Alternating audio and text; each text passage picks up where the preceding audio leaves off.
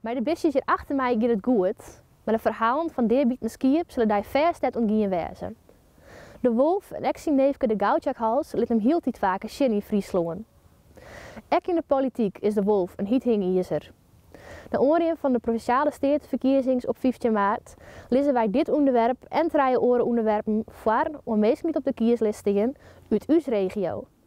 Zal ik in de kunde komen met mensen uit uw regio die het verkiesbaar binnen en wist wat zij over dit onderwerp denken. Mijn naam is Ilse van Loveren, ik woon in Nes en ik ben van de SP. Ik ben Siet Stolma, ik kom uit Den Woordwij. Ik ben van de AWP en de AWP die staat voor wetter, klimaat en natuur.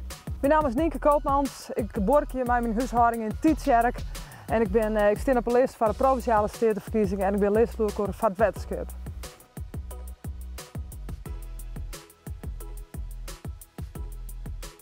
De wolf is terug. Voor de een hoopvol herstel van de biodiversiteit, maar voor schapenhouders een ware nachtmerrie waar zij soms letterlijk van wakker liggen.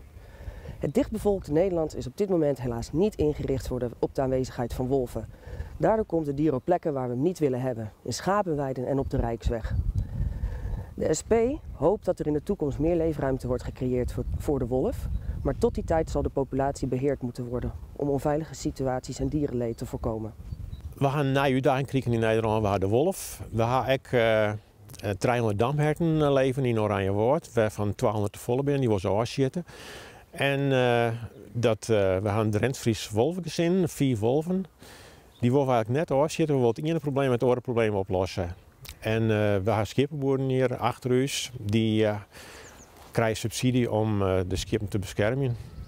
Een heel soort partijen in Nederland die willen alle zeggenschap in Nederland willen ze uitgaan aan Europa. Wij hebben zelf helemaal niks met te zeggen. De wolf is daar het ultieme symbool van. Terwijl het alleen maar schade en ellende veroorzaakt, moeten we het gewoon maar oorlog in komen letten. BVNL wil regelgeving in het belang van Nederland en haar Nederlandse inwoners. Daar heeft een wolf net bij en een heel soort andere regelgeving die moet direct maar we daarmee stoppen.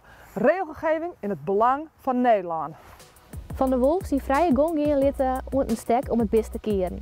De meningen over dit onderwerp rinnen nogal uiteen. Daar was nou het standpunt van 3 partijen in Jeroet, maar er binnen vanzelfs nog volle meer partijen. Moest je weten wat zij over dit onderwerp denken, voel je nou vooral het kieskompas in. Morgen ben we weer om naar je video over Hobart Onzee. Dan is de mening van weer andere partijen daarover. Ik zou zeggen, vooral even zien. Dus ontmoeten en succes met stemmen.